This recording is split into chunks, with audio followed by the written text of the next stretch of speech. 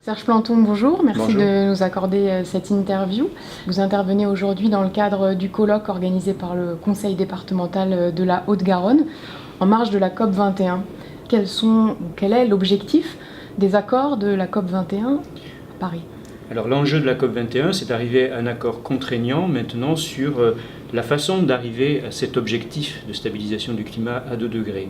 Un accord qui en plus puisse associer tous les pays qui n'étaient pas associés au protocole de Kyoto, puisque le protocole de Kyoto ne concernait que les pays occidentaux et des pays dits en transition comme les pays de l'Est et la Russie. Mais par contre, aucun des pays qu'on appelle aujourd'hui à économie émergente, comme la Chine ou l'Inde, n'était associé au protocole de Kyoto. En tant qu'expert du GIEC, vous avez fait une série de constats qui servent de base à cette COP 21. Quels sont ces constats? Alors, premier constat, c'est que le réchauffement climatique est sans équivoque. Ce n'est maintenant plus du tout contesté dans la communauté scientifique. Déjà des climatologues, c'était déjà le cas, mais parfois certains scientifiques ont remis en cause le fait que la Terre se réchauffe, effectivement. Maintenant, plus personne ne le met en doute, parce que les moyens d'observation ont progressé. Et ce qui était au départ un sujet de doute avec l'observation satellitaire qui semblait montrer des résultats différents de ce que l'on observait à la surface terrestre ont été maintenant élucidés. C'était un problème dans l'interprétation des données satellitaires. Et puis un autre constat qui a été fait ces dernières années, au fil des différents rapports, c'est affirmé, le rôle des activités humaines est essentiel dans le réchauffement climatique des 50 à 60 dernières années. Une fois qu'on a dit ça, qu'est-ce qu'on peut faire? Pourquoi la lutte contre le réchauffement climatique doit être une priorité? Et en substance, qu'est-ce qu'on peut dire aux climato-sceptiques dont vous avez parlé un peu tout à l'heure?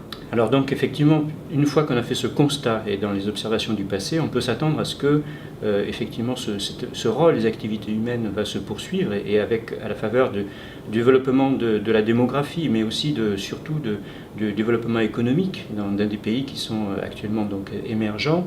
On sait que les émissions de gaz à effet de serre vont augmenter, donc on sait qu'il y a un risque à ce qu'il y ait une amplification du réchauffement climatique. Et ça c'est le premier constat aussi d'ailleurs que font aussi les scientifiques du GIEC, c'est qu'au moins pour les 50 prochaines années, le réchauffement climatique devrait se faire à un rythme 2 fois plus rapide que celui que l'on a déjà observé au XXe siècle. Mais là où il y a finalement beaucoup de matière à agir, c'est dans la réduction des émissions qui vont finalement déterminer quelle sera la trajectoire de l'évolution de notre climat après 2050.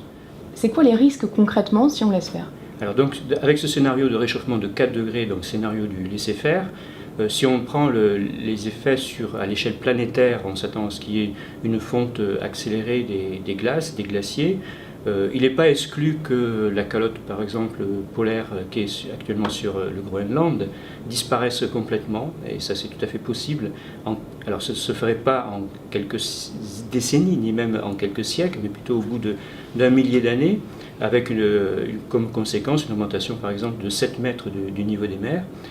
Donc ça c'est une conséquence à laquelle on peut s'attendre. Et des effets aussi donc sur les sociétés humaines qui seraient majeurs, parce que si certains pays peuvent bénéficier d'un certain niveau de réchauffement, c'est le cas des pays du Nord pendant les prochaines décennies, avec un réchauffement de 4 degrés, tous les pays seraient affectés en fait par des baisses de rendement agricole, par des problèmes aussi sur les ressources en eau, qui sont déjà un enjeu actuel et qui ne pourraient que s'accentuer. Parce qu'une conséquence du changement climatique, c'est justement de rendre les régions qui sont humides encore plus humides et les régions qui sont sèches encore plus sèches.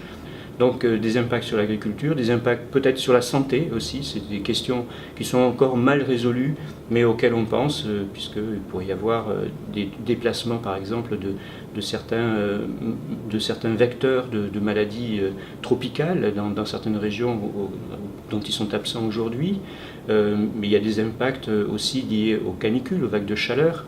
D'ailleurs, on pense qu'avec un réchauffement donc de 4 degrés à l'échelle planétaire, on aurait un réchauffement à peu près équivalent en France en moyenne, mais aussi des canicules qui seraient beaucoup plus fréquentes, puisque la canicule de 2003, ça deviendrait l'événement banal, tout à fait ordinaire, après de 2070. Évidemment avec une évolution d'ici là, une augmentation de la fréquence d'ici à 2070, mais ce qui est particulièrement frappant, c'est qu'après 2070, ça devient la banalité. Alors,